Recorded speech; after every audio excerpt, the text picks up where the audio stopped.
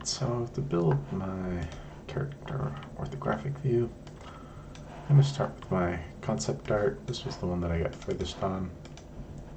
I do have some older, maybe I have a newer version. Some other versions where I did some body type testing, right? So this information is probably useful to me. Pop that on as well. Just going to increase my crop size off to the side here. Oh, I guess I can decide whether or not I'm going to give him feet. I haven't made a final decision on that. Probably going to have stilts for feet. Hooks for feet, as Space Ghost said. So, again, I'll start with a, maybe not quite black, maybe something a little bit off black for my line work. Also, I have to lay them out from the front side, right, so that I can get all of my different key points on the character. Yeah, so I'm going to need a larger version of this version here, if these are going to be my proportions, right? Now, the other thing, though, is to look at some of those orthographic views that I gave you guys, right? Because if you find a character like my guy, let's be honest, he's very hulky, right? He's a big bag of muscles. So I found some more reference for large juggernaut / Hulk type characters, right? Very kind of top heavy. But I still, it looks like under here, right, I'm giving him realistic human proportions. So I might, have to live with giving him lots of muscles and things. That's going to mean a lot of extra time. I did find some nice reference today for Viking clothing. And I mentioned fur hats, so I was thinking what I can do is maybe add a little bit of fur to his armor, just to keep going with that barbarian type of, or barbarian Viking, berserker type tropes. So I did have to do some of my own little extra reference, right? Like, it wasn't something that I have a ton of experience with as far as like the Conan the Barbarian trope. So I went out there and I found a little bit more reference. I also went and looked for things like shields, right? I found this nice video of this Viking guy who shows his different Viking style weapons, right, and how they're constructed in case I want to give him a shield. I think I'm going all offense on this guy, though, right? I'm not going to worry about realism so much as I am about what materials might be used to construct his own weapon, right, as well as his armor. So those are things that I looked at when I was gathering a second or third round of reference, right? So I found some more sort of barbarian looks. And these ones look a little bit more Ice Age-y, right? Like, we've got feathers and bones in their design. So that's also something I'll consider drawing from, right? Especially if I want to add a little bit more on the outside of his silhouette, so it's not just a human silhouette going up and down, right, with armor pieces on it. I might be able to find some cool use for like feathers, and that will also kind of reinforce the how dangerous the character is, right? Like, you put spikes on something, it's instantly tells your brain like, hey, this is a little bit more dangerous. So maybe some combination of fur and feathers, right, creating more spiky shapes on the character just to sell that sensation of being fast and dangerous, right? Like, death from above, as this guy is going to do. And the way I want to present him is kind of on this this Viking ship battle, right? So if I'm going to get to a final render, I want him to be like leaping off of a long ship into somebody's face, right? That's this guy's MO. he wants to be the first off the ship and be attacking right away, right, and causing the biggest disruption to the enemy troops. The regular old grunts and armored guys, right, well, can come wait. They can come in behind him. So the other thing I noticed in this photo was this cool dragon shape up here. And when I was thinking about extra large weapon shapes, I was thinking about this one I want to show you guys later. I was thinking about Final Fantasy VII, right? The Buster Sword. And how do you top that, right? And in Final Fantasy VIII, you know, how they top it is they make it a gun sword. So maybe I'll do some experimentation with gunpowder. Alright, so I've moved all of my reference onto my main page here, just like we saw on those Riot game ones, right, where they were at least using their weapon reference. I want to have everything here just in case, right, without having to take my brain out of creative mode, right, and go and find the reference. I just want to be able to glance at it.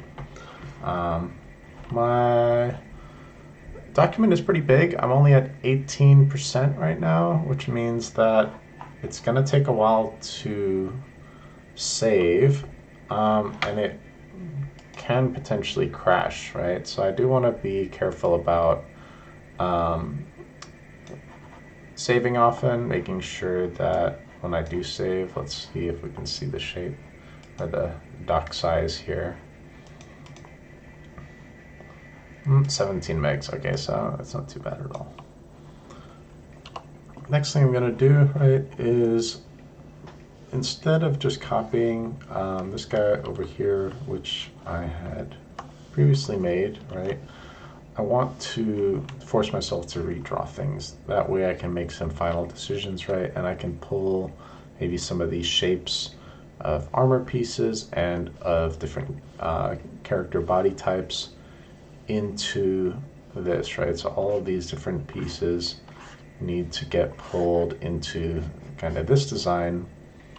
I don't want to be working on top of this though. I don't want to get too limited by it, right? So if we start back at my original shape for the head, which is a good place to sometimes go back to, right, to see what started it all.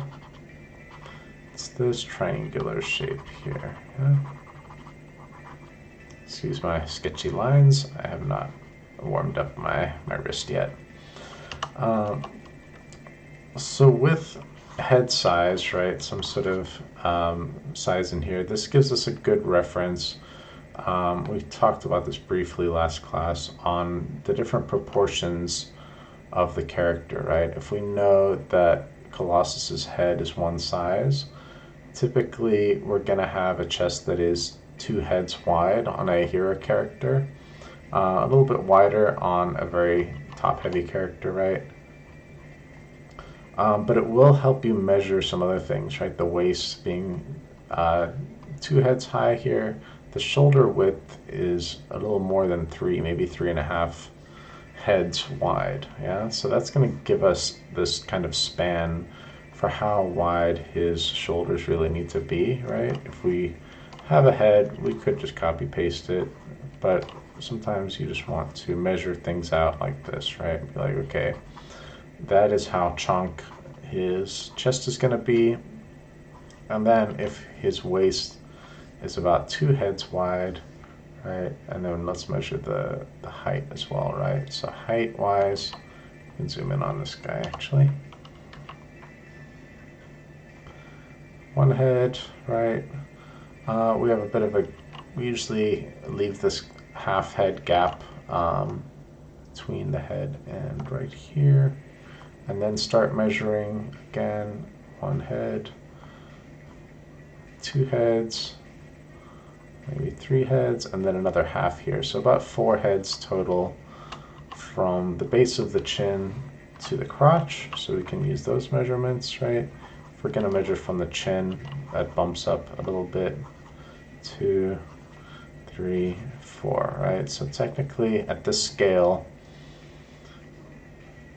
this will be the maximum width of his chest across here, right? This will be his kind of midsection, and then he'll have to have his hips in this area here. So we can start experimenting with shapes, right? Again, 2 heads high at the waist, or 2 heads wide. But then also, this is probably going to be a bit large. So first off, I forgot to make myself a new layer to work on. So let's grab this stuff and pop it on a new layer. And then I'm going to scale it down just because I want to work within this little area that I've given myself here. Now, to make the guidelines, right, that I'm going to measure from, I could just use rulers right here. I don't super like using rulers for this stage just because they can get in the way, right? If you touch them, they change the cursor, which can be a little bit distracting. So if we just make it manually by hand, that'll be fine. Let's go ahead and lay some of these lines, right? So if I hold shift, I'll get a perfectly straight line. I'll just go from the top of the head, the bottom of the head, say the top of the shoulders right here. Not a very big difference there. His waistline, right, this is probably, if we look at a little more detail, right, we can always cheat and go back where his waist is going to be, say this is kind of like his belt area, maybe a little bit lower. Maybe from the top of the belt area, bottom of the crotch, right, and I haven't even worried about legs yet, as I'm wont to do on this character. I seem to be avoiding leg troubles, so let's just break that habit a little bit and look for his legs. Now, for idyllic hero proportions, for a male character, the legs are going to be about the same height as the body. Now this is usually to the hip here, which counts as the kind of the top of the leg. The hip bone actually sticks out like this and juts in. So from the hip bone here, and you can feel the hip bone on your leg if you kind of squash your side in. I know we're all a bit squishier because of lockdown, but you can feel your hip bone, at least when you're standing, some of us. Oh boy. Alright, so that distance there, right, will also be technically, you know, the length of the legs if we want to get a good measurement here, right? Now, feet can just be stand-in kind of anvil shapes, right? Don't need to worry about getting fancy yet. Oh, I put that one a little bit far out, right? You can see on Colossus here and even on Hulk, having the legs apart, right, in an A pose is good. I would say it would be difficult to model Colossus with his arms straight down like this. It's going to be easier to stick the arms out. The reason for that is because when you are modeling, you have to get into these little nooks and crannies, right, under the arms. And yep, in the old crotch are going to be tough areas to model when you are trying to look into a Mariana Trench, right? And you're like, okay, this is his armpit geometry. Like, trying to stare into that can become quite difficult, right? So we normally put the arms outwards, at least a little bit, into a relaxed state. That gives us a solid shape to work with. And it also deforms well for animation. So if I was going to add this guy's arms on here, right, we can do some more measurements, which always helps, right? One head being our measurement. You know, you can see on Colossus here, his arms are quite big. His wrist almost comes to the base of the crotch there, and the fingers go almost an entire head length below the crotch, right? So it depends on, how long you want to make the character's arms, right? If we want to get more flailing type of arms, or if we want to push the hand up a bit, right? Find putting the hand down first and then connecting the arm sometimes helps simplify the shapes a little bit. Right? And again, I'm working super rough right now, right? I'm just trying to lay in the proportions. Another thing sometimes that helps, I'll do a new layer for this, is to work on the silhouette. So just color all of this. Right? Like, okay, he's gonna have a big chunking upper body, quite a spindly lower body.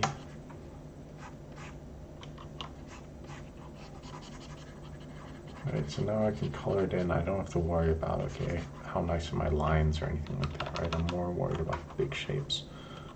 That can also help me find, okay, like how much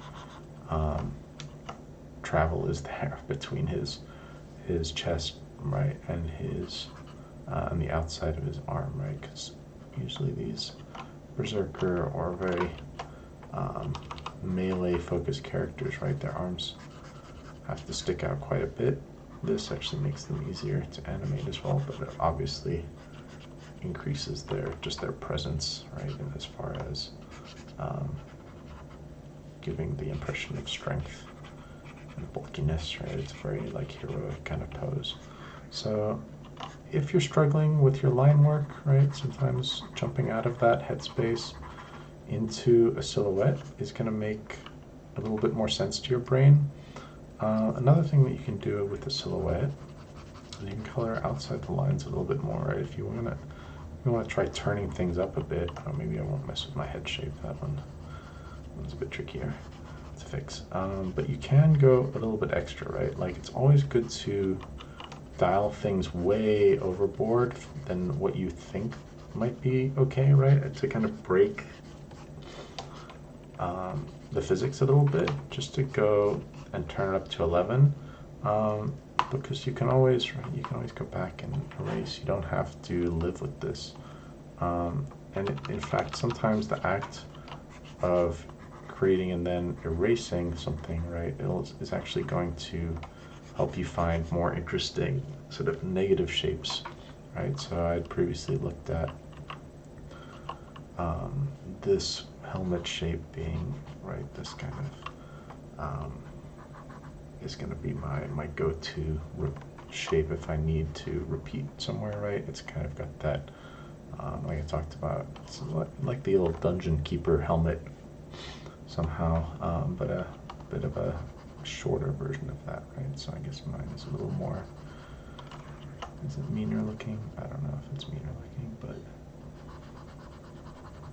how do I have this here? Like so.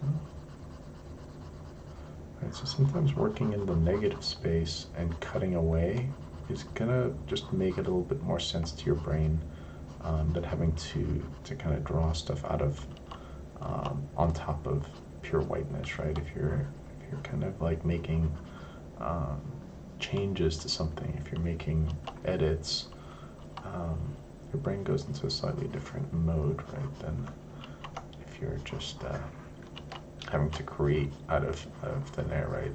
And it's like, will the universe gift upon me the will of creation, right? The will to create, or is it going to be another day of staring at a blank sheet? So yeah, you gotta kind of overcome some obstacles as an artist, right? That's the real pain of art. It has to make you go willingly into a painful situation, which is, living with your creation, creating and living with it.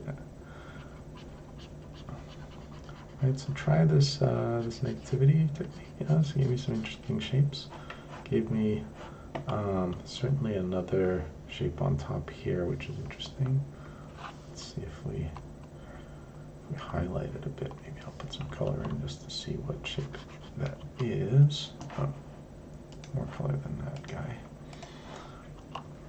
Now this shape here is kind of a M shape. Now does that kind of correspond a little bit to this shape here, yeah? So then I want to recognize that, right, and make sure that either I'm reinforcing this. I could do things like this character has with like straps, right, that come over the body at those angles, and kind of reinforce what's going to go here, which is, you know, this, again, the shape of the eyes, right? So if I have like a reinforcing shape, I just have to be aware of it. I don't have to use it 100% exactly the same, right? I don't have to have it like come down his body necessarily, although that's not a bad idea. Maybe I can cut it off there. Oops, I'm working on one old layer. I don't want to be doing that. Although it is a good habit to force yourself to work on fewer layers, right? I know when I started out, especially doing digital painting, I would be kind of scared of it and would work on so many layers to like save myself, to be like, oh, in case something goes wrong, I'll just have another layer and it's waiting for me, you know, it's gonna save me. And then you end up having 20 layers and you have no idea like which piece of the shading is on what layer and so on. So try to keep your layers within the visible spectrum, right? All of this down here is all like reference really, so I could just pop that into a folder. Right, of stuff that I didn't draw myself. Alright, so let's reinforce some of these shapes now with a little more anatomy, right? It's kind of got to be a give and take between artistic sort of vision, right, and creativity and exploration, and then grounding things again into something that feels solid and real. Now, of course, I am almost cheating here because I'm using existing art as my reference, right? Now, what I would really want to do is dig into my risque folder, which is not my anatomy drawings, but, you know, my what is it, art, is it SK, what is it called? My character folder that actually has nude models, right? Because I want to be able to pull realistic anatomy out of an actual character. Now, I don't know where I've put it in, because I have a lot of stuff in my characters folder, I know for sure. So I'll find some of this and I will maybe censor it, add it to my anatomy stack here. Right, but I do at least have some sort of starting point, right, in a silhouette form to go from. Now it might be about like scaling it back a bit, right? Like if I've decided, okay, I see some of these shapes, right, but I need to like pull it back ever so slightly, just to make myself a little happier with it. I guess it's these extra wide arms that are messing with me at the moment, right? If something is telling your brain maybe that something's not quite there, maybe it just needs a little bit more testing. You know, some big old fists, but you also need some big old wrists. All right. So without doing the anatomy though, the next step, right, is to figure out the side view. So I had done a little bit more tests with my helmet and so on that I showed you guys in Maya over here, right? Just to see what kinds of shapes would actually fit on a human head. I didn't want to make it too angular and things, right, where if it rested on his head, it would actually be chopping off part of his skull, or I'd have to, you know, manipulate the size of the skull to be something less realistic. I don't know, I guess I was more trained to draw from life drawing, right? So when I end up doing these characters, I always end up pushing them closer to realistic proportions than, say, like my initial design, right? Which is more kind of fantasy and out there proportions. Um, so with the goal of this project being to create a more heroic and more and kind of a more stylized, less realistic character, right? I do want to keep in mind that that's a habit of mine, right? That I want to scale things back to realistic proportion, but really, like, it might be more fun, like I was saying. Now I just create some muscles. It might be fun just to push it out further, right? And just to like to challenge myself and really go full angel style on like the amount of bulk that this guy has, right? But then I also want to do that on the bottom of the character, right? Which I initially, his body was still about the same height as his legs, right? If we measure on my old concept art, but I think I had less of a waist section, right? So right now, I definitely have like a more realistic belted waist here, and if I'm going to push it back towards this guy over here, right? I need to kind of like squash it midsection a little bit more, yeah. So I might pop his back muscles out a little bit more, to then pop his hips out, and maybe do some erasing here, right? And not worry too much about my my heroic proportions of 1-to-1 on his body and his legs, but instead just go for, okay, if this guy is leaping from ship to ship and that's kind of his purpose in life, right? Maybe he's got a harpoon for a foot, hooks for feet. Then I'm gonna have to show you guys that hooks for feet clip now, because it keeps popping into my head when I'm doing this guy's legs, right? But now I can already feel like scaling down the legs a bit, right, and going from more stylized proportions is making my brain happier with this character, right? It's coming up with more possibilities for his movement and his how he'll be kind of animating, because our goal for this project is to animate these characters. Now, I should probably get off of this Hulk grain. It did kind of work out kind of nicely, but I don't even really want any color on this character just yet, because it's gonna make me a little distracted, but whatever. I've already done it. Let's change gears to skin color, and then grab some of these and paint them in a bit. So right now, right, he's got a little bit of anatomy. Maybe I'll give him his fists here, just so I can pull out some of this anatomical detail.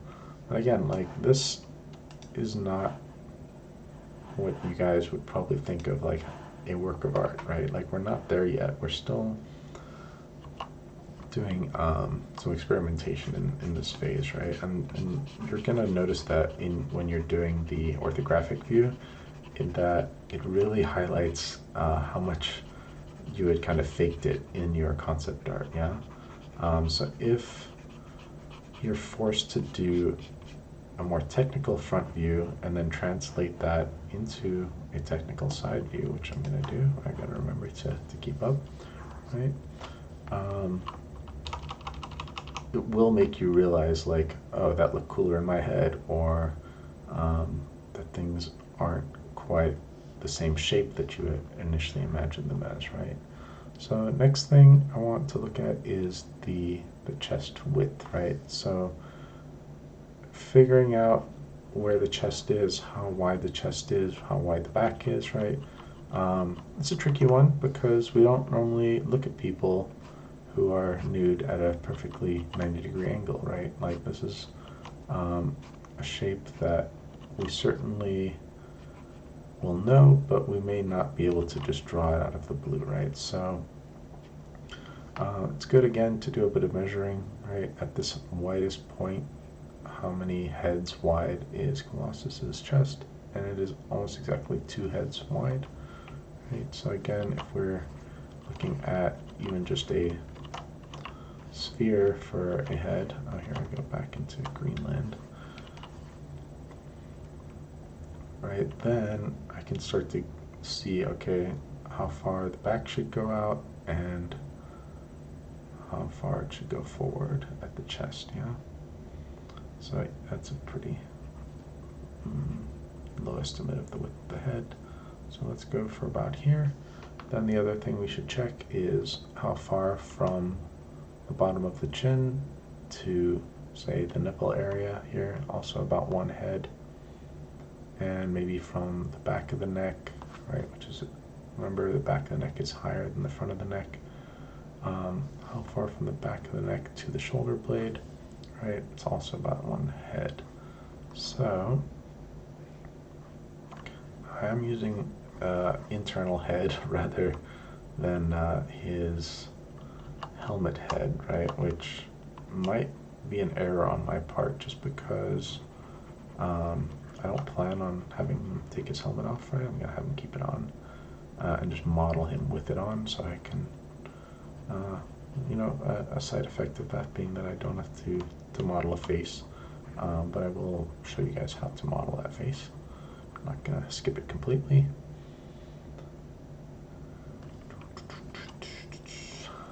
Alright, so with this being my sort of widest point, I keep pushing it out a little bit further. I want it to be extra barbaric, right? And then I'm gonna look at this distance, right?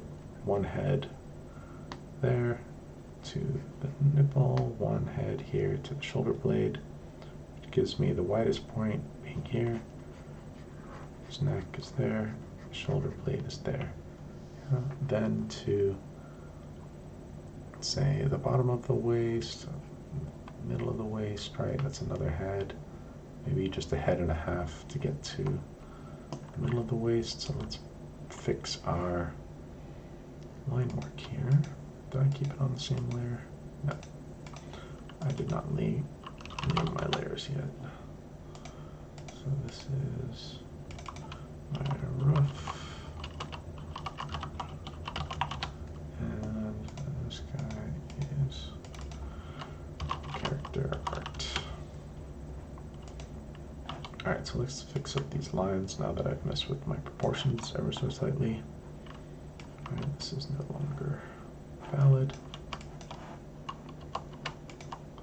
So, top of the waist. Right here. Oops, it's a little bit wide. I mean, my pencil is a bit wide. Bottom of the crotch. Maybe a knee estimate. Now again, I'm going to do kind of a, I'm just going to stick with the point feet. What I was thinking of doing for the feet was maybe giving him like kind of hoofed shortened shoes, kind of like there's a cultural thing in Japan where women would bind their feet and would wear like extra short shoes, right, that were would force their feet to become crumpled in on themselves, and it was kind of a gross, torturous practice, right? But it was part of human history, and we can kind of draw from those ideas, right? So in this case, they would actually kind of, I think they would actually break the feet a little bit, right, to get the bones to bend downwards.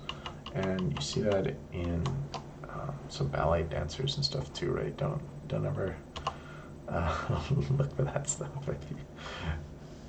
You want to stay, yeah. So a little bit gross, but does exist and can be used as a you know, as a reference or a reason as to why he might have stubby little feet here. Or I could just be like bravely default and just be like, all characters have legs that end in points, and there's no reason for it. We just like our characters that way, right? So again, now that I have the waist, I have kind of my skinny point for the side here. And if I do another little measure, it's about a head and a half wide. So top of the waist is about a head, and just to do another head, maybe a head and a half, right? So his chest should come in this way.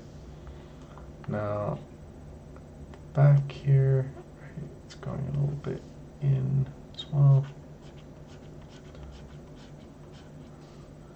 So this is, oh, now you can see that I actually was going a bit large on the side view, but again, what I might want to do is switch into a silhouette mode,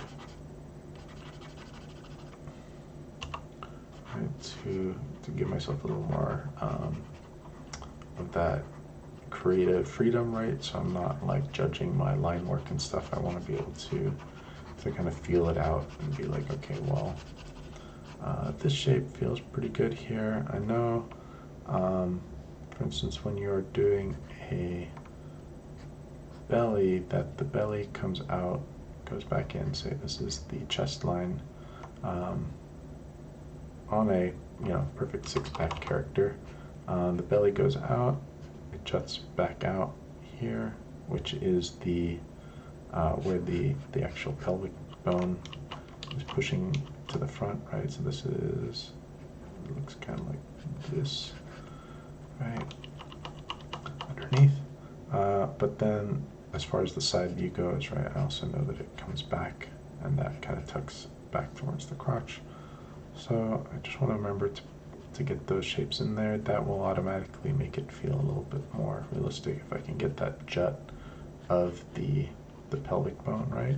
That pelvic bone also gives me other landmarks that I can draw from. Like I mentioned, the widest point of the hips being a landmark, the tips of the shoulders, right, landmark, top of the head, also a landmark.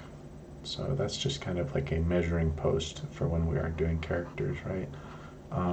And if, say, you were designing a bit of software that could auto-generate characters, right, you might use those areas to stretch and squash different characters' sizes, right, from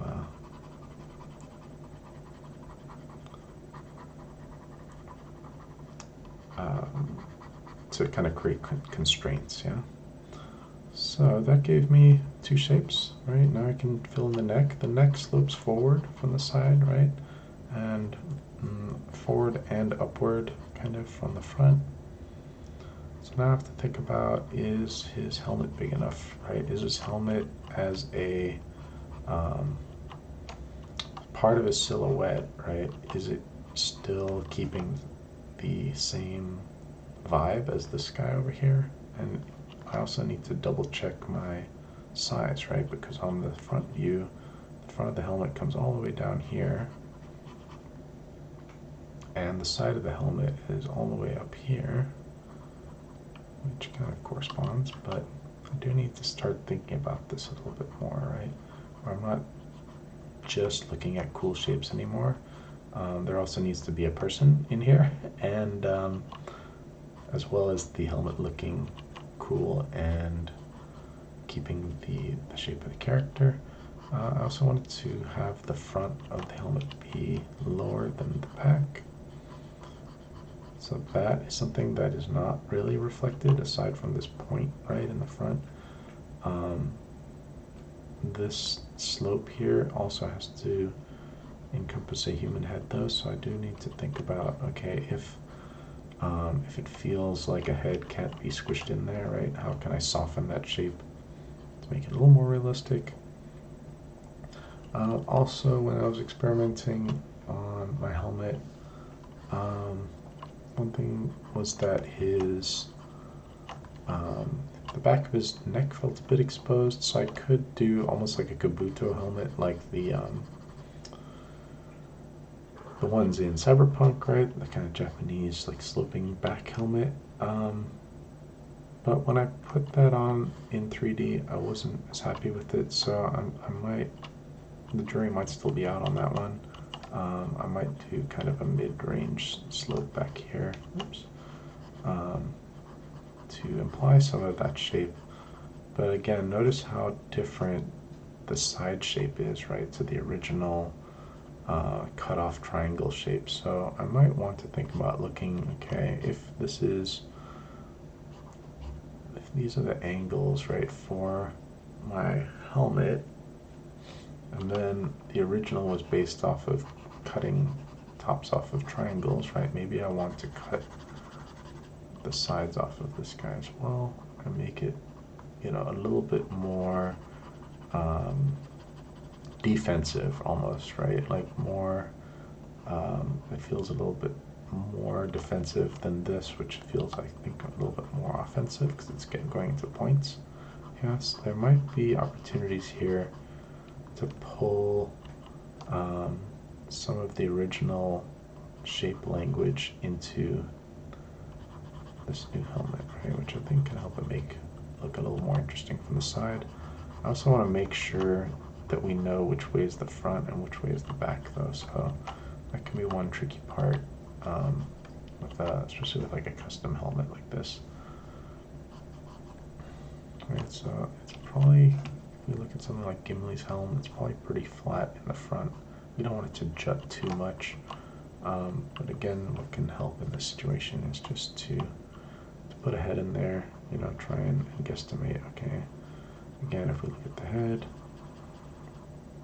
where's his actual jawline going to be, and where's the back of his head going to be, and then build the character kind of inside the armor rather than the other way around, yeah?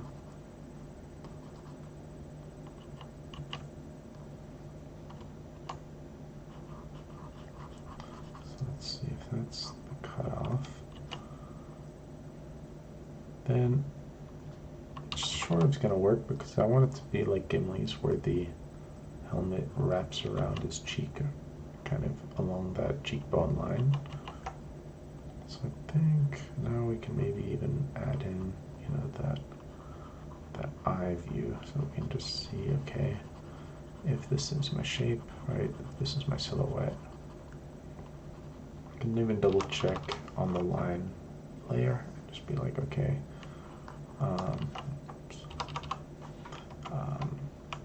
this will be, the top of the eye, and this will be like the bottom of the nose, right?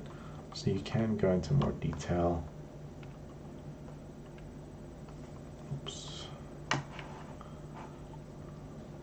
With lining things up, right, as you go along. You don't have to stick to these very large measurement lines, right, which were just like the front of or the top of the head, the top of the shoulders and things. You do kind of want to add more of these smaller lines as you go in, right, to give you more hints. Because it can work both ways. Like, for instance, I'd figured out the widest part of the chest here, going across there, it would end up being in about the same place. Let's go back to the right layer. Yeah, and if I want, I could even put that layer on top and maybe do like a multiply, lower the opacity, right? That will help me see some of those measurement lines, although unfortunately some other lines got caught up in that layer, so okay, I'm going to do a little bit of a cleanup here.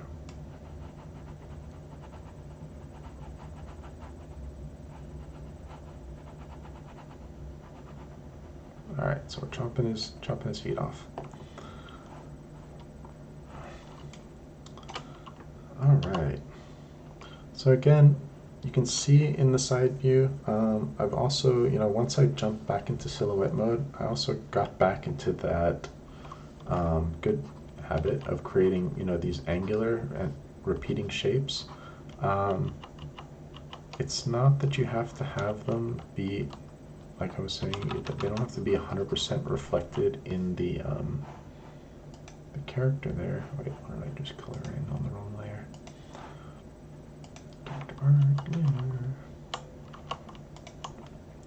You don't have to have a direct reflection of the shape, right, of that you're going for. But what you do definitely want to have is kind of the angle, right? You want to figure out what that angle is of that, in my case, of like an angry brow kind of angle, and try to find opportunities, right, to repeat that angle. It's going to just help solidify like the character style almost. Okay, so last thing, again, this year I guess I'm being lazy on legs. When I had initially designed him, I kind of had his feet like, well, it sounds kind of gross, but he his tibia, right, would actually be welded onto his foot spikes, his hooks for feet, his spikes for feet.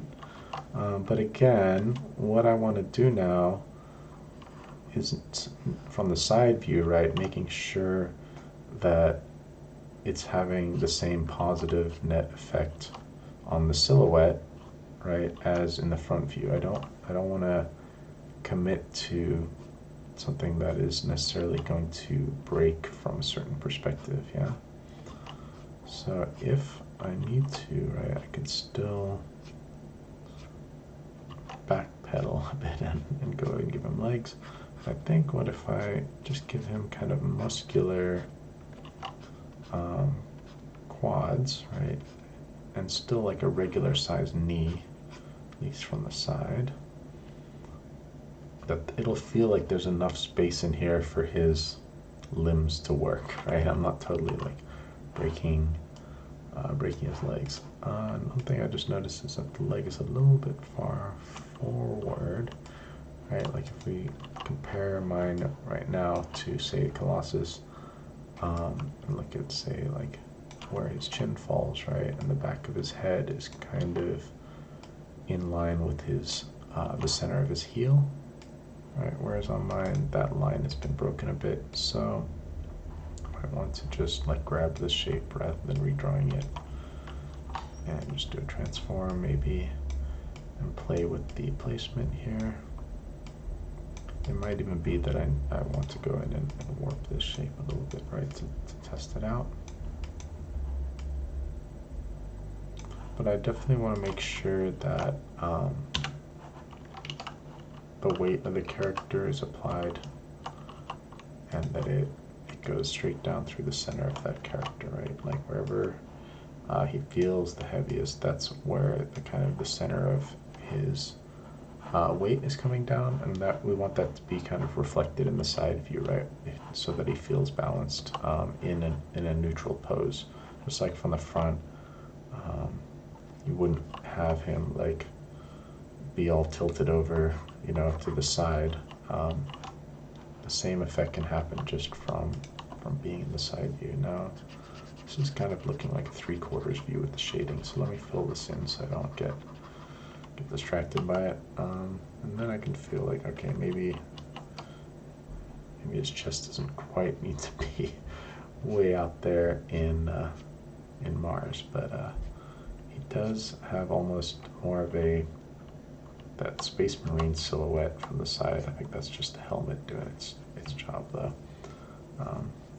So I don't want to make this too futuristic, but it's not a bad thing if it does definitely remind me of now the I think it is the Doomslayer visor, right, which is a similar kind of shape but a bit widened. Doomslayer helmet also has this kind of shape to it. And then he's got, you know, like a breathing apparatus, like so many sci-fi tropes. Come on, lines are too fat. So yeah, this has at least gotten me through, right? I now have some idea where things are. If I want to, say, lay in some potential armor, right, at this point, it's not a bad thing to do. If I am going to go with this just piece thing here, right, maybe I want to repeat that. I'm still not super on board with it. Let's toss it and instead just fill it in with some color here.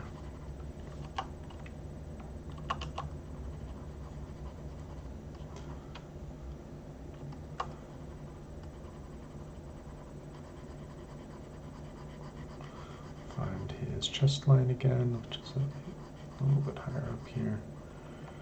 Right, and then this will be kind of his. Watch for the box shape, or the house shape, sometimes called, for the ab area. Right, it's this shape here.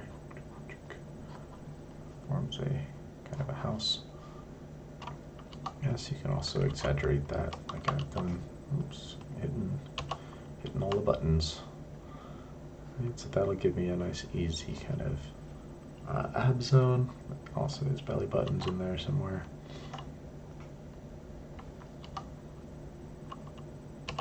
Oops.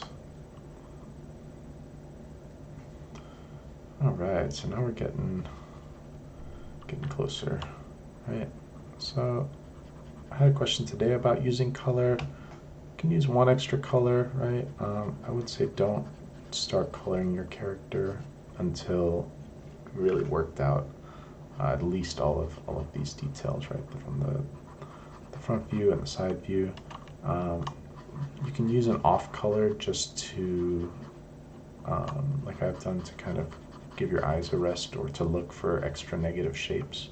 Yeah, like might use like my secondary color to show where the arms connect here, for instance, but the rest of it, like this guy here. The rest of it I'm just going to use as kind of like a fill shape. And then if I have, an area where I do want to block something out, say, I was looking at, as part of the Viking research that I was doing, and one thing that they sometimes do is they carry almost like a fanny pack, a kind of a series of objects that they sometimes wear around their waist. They'll have like little, I don't know, maybe they put some beef jerky or something in there. But that be something that I also, right, I didn't really figure out what the front or rear are going to look like here. Right now he's just like naked from the waist down. So I would need to eventually figure out some of those shapes, yeah. Oh wow, what layer am I on?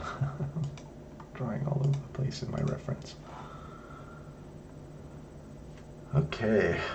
What else do I need to tag on this guy? So now that I've got the silhouette, right, and I've got his big shapes in there, I'm happy enough with how these are looking.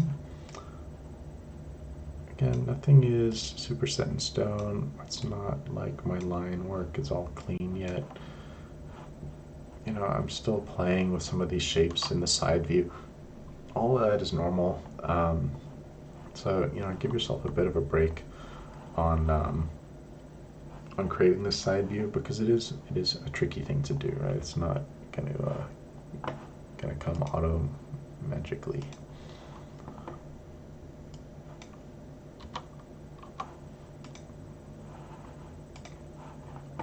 So next thing I might want to do though is to start thinking about armor pieces, right? Besides the helm, I've kind of worked out the helm.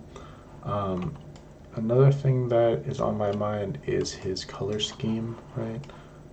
Initially, I just kind of like threw some blues in there because I wanted to look like it was iron or very rudimentary steel, right? Some very rough steel. I don't want to go full plate, shiny, fresh off the forge steel. I want it to be a bit heavier, sort of when in the time when Vikings really existed. So for instance, I did grab this bit of reference here, which I thought was interesting on the period which the Vikings existed, right, between the 9th century and the 12th century, to get a sense of kind of the materials that they were working with, right, and it's kind of this rough steel, so it's quite pockmarked, and it's not always going to be super sharp on the edges, yeah. That also gives me some shapes to work with, right? If I'm thinking of getting a little crazy in here, it did give me an idea to be like, oh, he's gonna have like X's on his forearm armor, you know, and then that's gonna give him like swinging death whirl ability or whatever, you know, kind of thing. I also found some nice spearheads that were, I think these are bronze, which not only might be a good fit for the end of his lance here, I might make this more of like a two-part thing where the base comes in and maybe is just more wood and steel, but then the front is very much like a piercing edge. I haven't decided whether, you know, I'm probably going to do something that's a mix between a spearhead and a bladed lance that can be swung and will still cut, right? So this is straying very much out of the realism factor, but I think I've already made that decision, right, to push past realism. And like I mentioned, my other idea was the gun blade, which kind of reminded me of the guns at the beginning of Princess Mononoke, the gunpowder weapons, right? Maybe it would be cool if his lance was also kind of a gunpowder weapon or some sort of cannon, you know, maybe it's a blunderbuss that he stabs people with, you know, just for funsies. But the weapon needs to be a secondary thought, right? That's coming later. It'll be a reflection of his body design, right, and his armor. So I don't want to worry too much about the weapon at this stage. I know that he's going to be swinging around something oversized, right, like a good old berserker in a video game. And again, through this process, I feel like I've solidified a little more of his body shape, right, by grabbing from these reference pieces. Just note that I never drew on top of this stuff and then just copy pasted it into my orthographic sheet, right? You want to get into the habit of drawing next to your reference rather than just trying to trace on top of it. Well, never ever trace, because you won't really learn anything. So let's work on some of these shapes in the front here. And like I said, what I should probably be doing is figuring out now what kind of armor he's going to be wearing, how that armor is going to attach. I looked at, right, these kind of fur pieces, but that is buried in my brain right now, right? My head is so full of like anatomy at the moment that it doesn't really want to do armor pieces, right? It just wants to do musculature and stuff. So if I'm feeling that, I will jump on it, but I also want to make sure that I work out some details on this guy. So I'll do a bit of refining on his silhouette, right, and maybe make sure that I've tagged all the major muscles that he needs to have, right. Make sure, this is again why it's nice to have existing art reference, right, where you can see the biceps and the triceps and things. One thing I totally skipped was doing the side of his arm here. So kind of started off with a rough shape, and then I need to have my line for where his elbow is. Hold shift for that. Here's the line for where his wrist is going to be. Probably do want to rotate his arm out though, just again because this is going to be trickier to get in here with the camera when I'm actually modeling it. So outline work being done, I can still just kind of cheat it, right? I can look for the spot where it's looking okay. Fill in that little gap down here.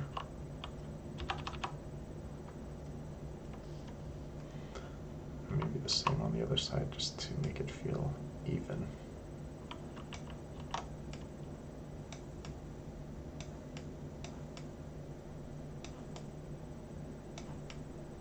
I think his arm is okay there, but his wrist is a bit turned in, so just grab his wrist, turn it out.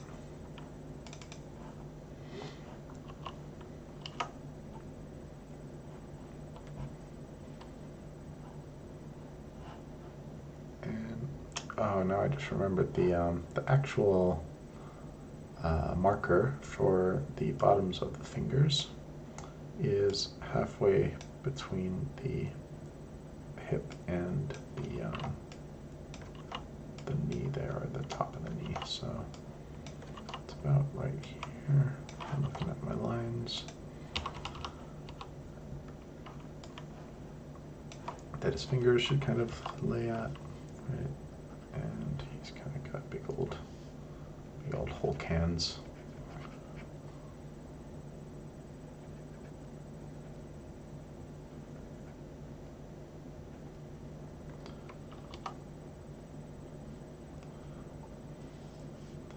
So if I'm going to extend his fingers out, maybe to have those shapes in there as well.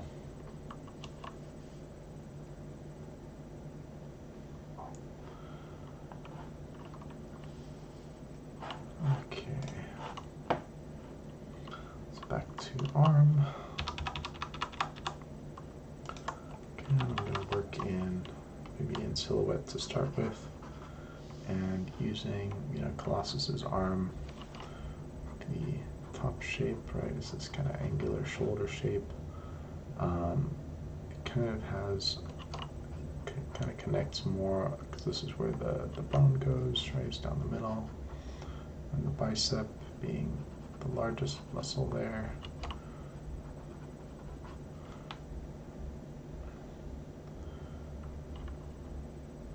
And then this stuff pushing in and jutting out.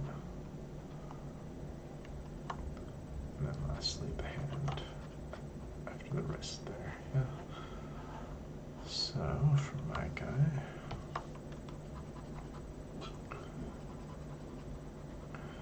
get the shape that's going to connect to the arm. Then I've got his bicep jutting out, just kind of another hill shape. Got his tricep at the back, which juts out but higher.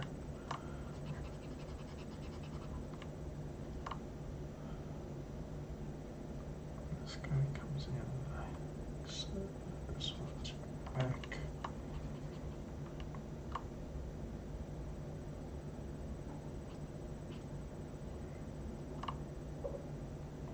Now I'm just overthinking things. I should just get the big shapes first. Right, so top of the wrist is a bit higher now. So this is kind of where his elbow should be.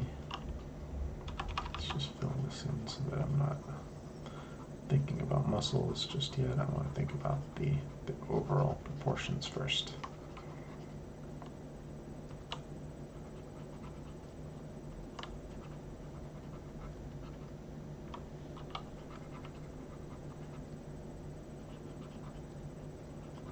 This makes sense. Trying to picture kind of the bone inside as well, right? Making sure that straightness of the bone and this connection, right, to the forearm also makes sense. One thing, another measurement to remember is the upper arm and the lower arm are the exact same length.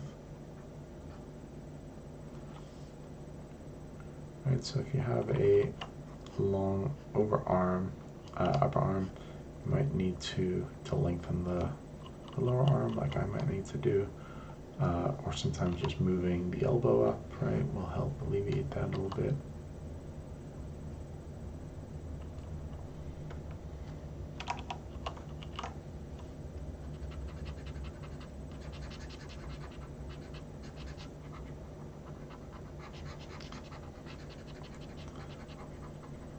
So lower arm is kind of like this coffin shape. And then he does have these big old honking hands that we need to think about. It's the knuckles kind of area right here. Bends in. And then his thumb is going to be in the inside that silhouette there. Oops.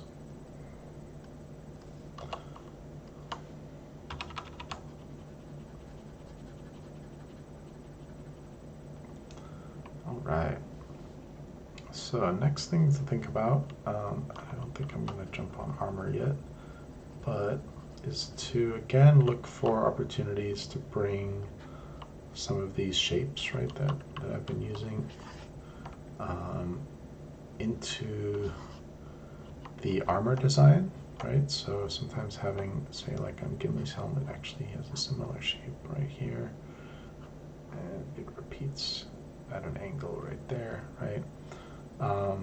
So now if I'm doing armor, right, to think about repeating some of these shapes. So whether it is, since I have a different shape on the side view of the helmet, right, maybe I want to repeat the helmet shape as his shoulder pad from the side. Maybe that'll work for a nice shoulder pad shape.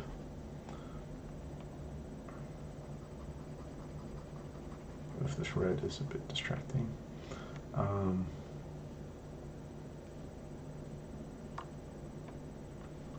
And I can do this. And then maybe instead of using that shape from the front, then from the front maybe that's what his shoulder plate takes from the front view, right, which is more like the side view of the helmet.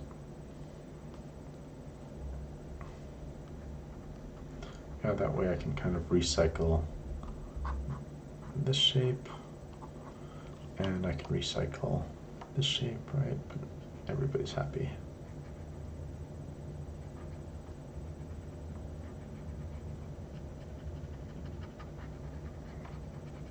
Yeah. However, I've kind of jumped a little bit ahead because I should really keep my anatomy underneath and instead switch to a new layer to build the armor on top in my case, right? If your character is sort of fully clothed, right, unlike mine, and is not showing a lot of skin, you can kind of do what I've been doing with the silhouette, right? Like you work on the silhouette and then you can build the different parts of the character inside of that armor silhouette that you've already made, right? Then you can find those anatomical shapes within the character. This is harder if you're going like full, say like Reinhardt, right? Reinhardt from Overwatch has this teeny tiny little head, and then shoulder pads that are like about, you know, the size of Russia. So like if you do push your shapes extra large, right, then it becomes harder to be like, well, Reinhardt has got arms, you know, the size of a small country, and then somehow that has to connect to a head that is, you know, the size of an ant. So then his anatomy, starts to make very little sense. But sometimes that doesn't matter, right? Sometimes it is the exaggeration that makes them interesting, right? Turning it up to 11 is going to always be better than scaling back too much, right? And starting very timidly within like a stick figure, or something very simple. Not to rag on anybody, right? Like everybody's got to start somewhere. But this is why I like to encourage you guys to look for these big shapes, right? The triangles, the circles, the squares, and combining them in interesting ways, right, is what's going to give you these more interesting things to look at, yeah. And they do have meaning, right? They do evoke different meanings and different symbols. So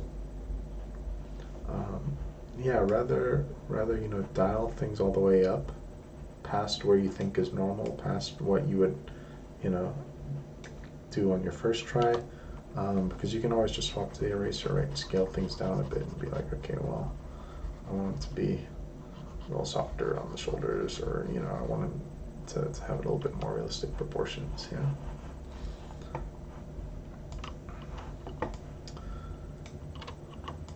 Alrighty, so the real tough part, if we're gonna be doing this like the pros, is coming up with the 3/4 view. I'm not gonna have time for that tonight, but what I might want to think about is the back view, because that will still give me some information, right, and just helps to solidify the character in 3D. So for the back view, right, obviously the silhouette needs to be filled in because I've been doing musculature, and I also need to fill in the back of his helmet, right? So all of this junk can go.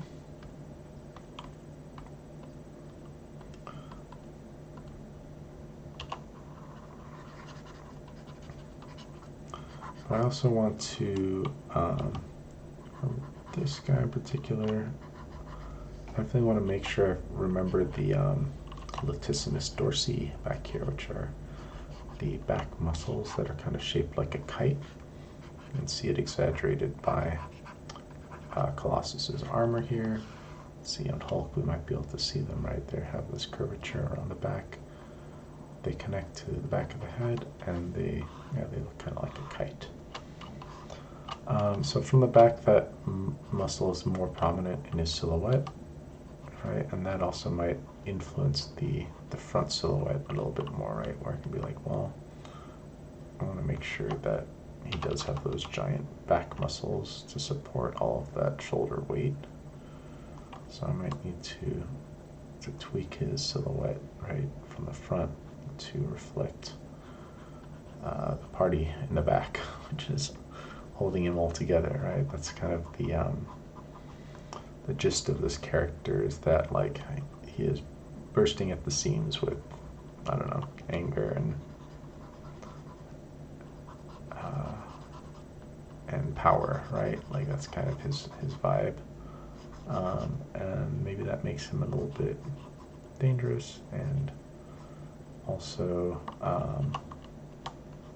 kind of is his weakness, right? Because he is so single-minded. So while we're doing this back view, it's worth noting that one thing that I see character artists doing is flipping their work horizontally. This sometimes shows you problems that your eye might have missed, right? So it's sometimes even good to do it with like my front view here.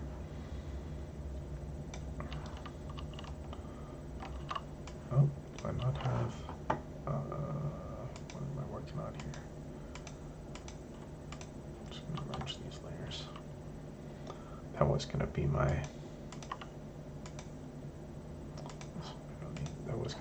armor layer, right?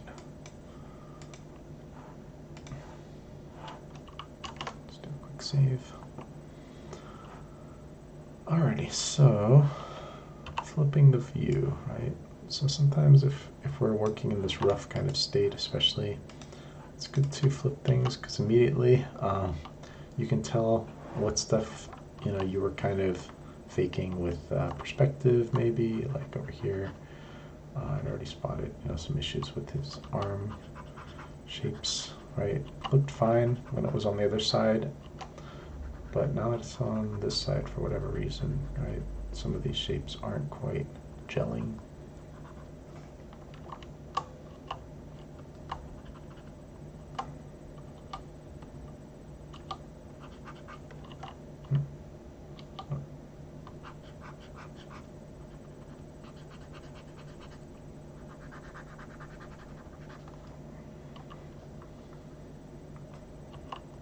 This looks passable here. It's a bit thinner on one leg than just the other leg. So,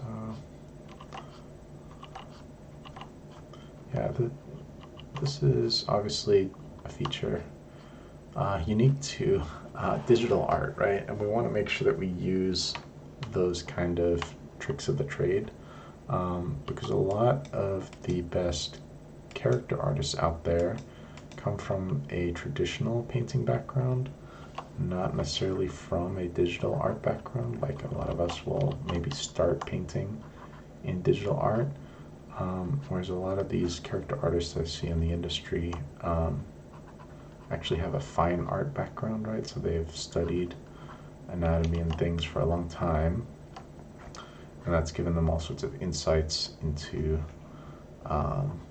design and the kinds of things that need to be present in their work, right? And what things they can get away with, that kind of thing.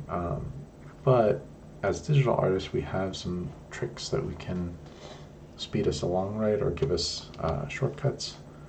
And we don't want to necessarily look at it as cheating, right? Because if everybody's doing it, it's not really cheating. So if you're the only one not doing it, right, that's when you're gonna struggle and you're gonna wonder why you're not catching people as fast, right? Because maybe you're just making things a little bit more difficult for yourself. Alrighty.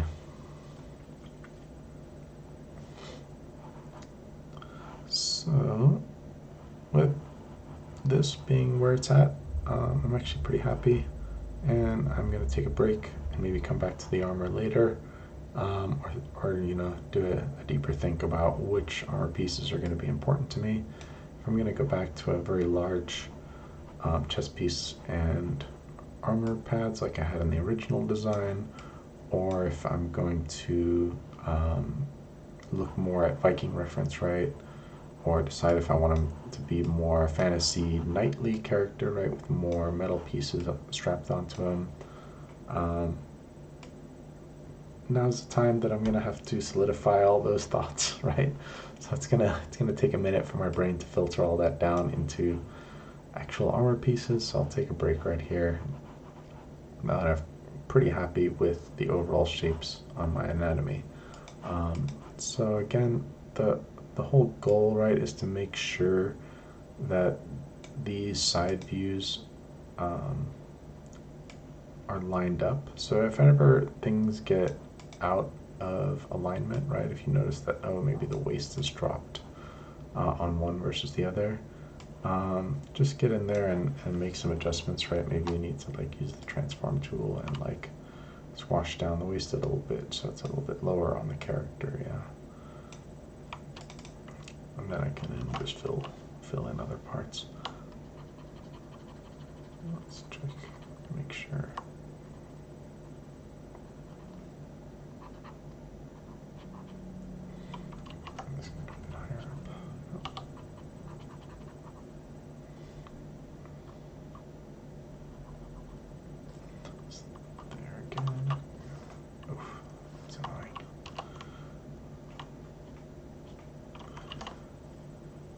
Above the crotch, it's a little bit lower. There's the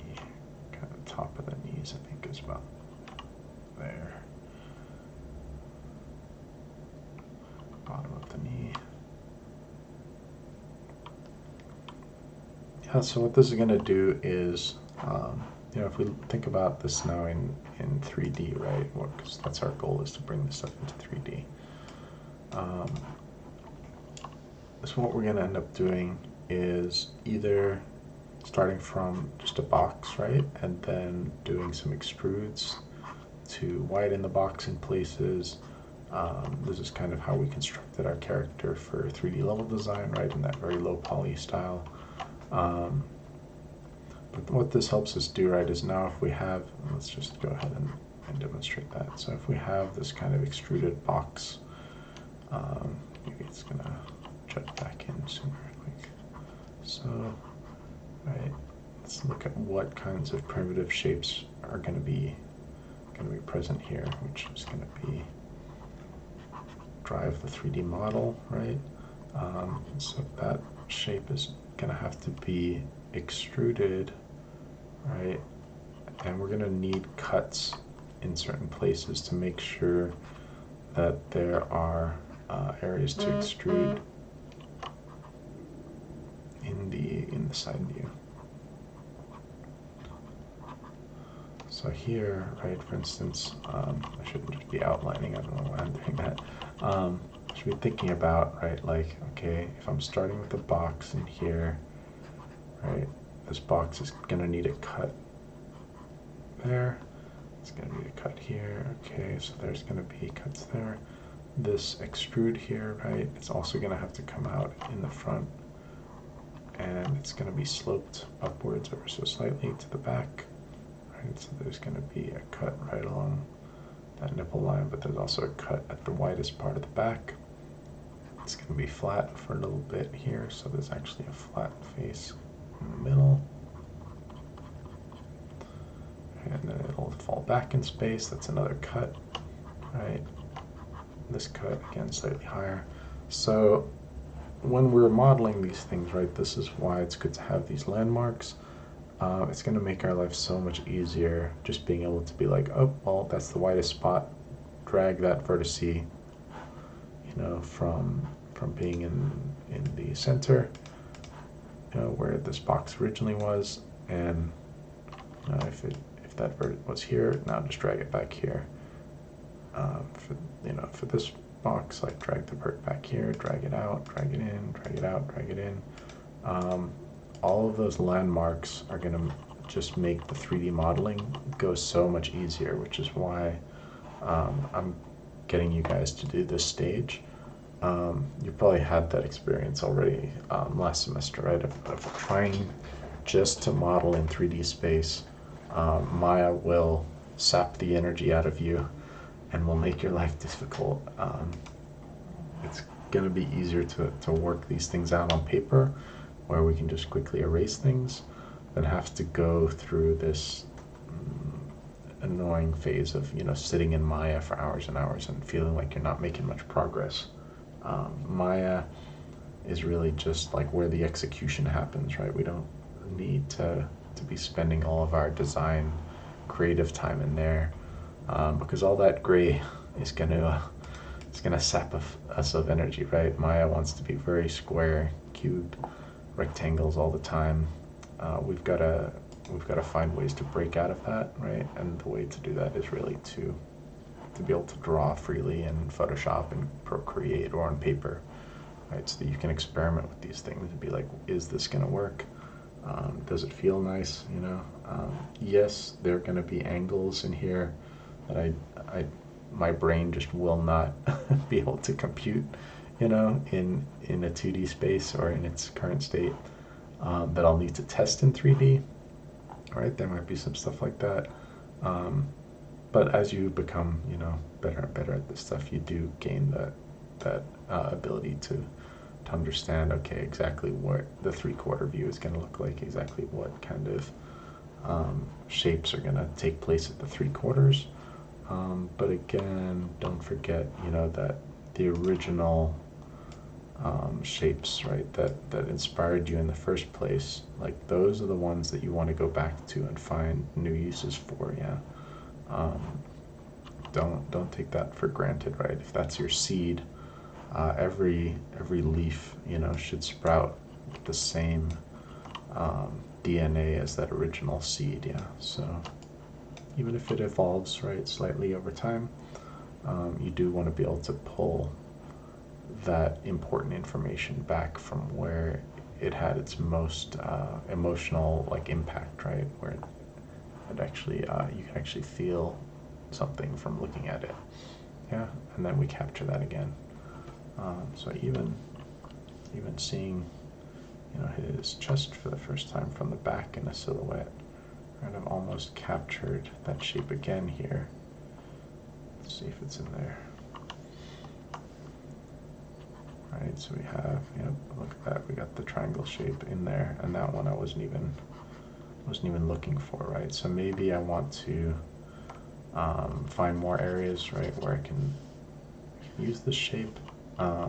Sometimes, as what happened in here, it's a happy accident just from like reinforcing those angles, right, with similar reflecting angles or repeating patterns, right, like wherever you can find that angle again, right, it's just going to reinforce that structure.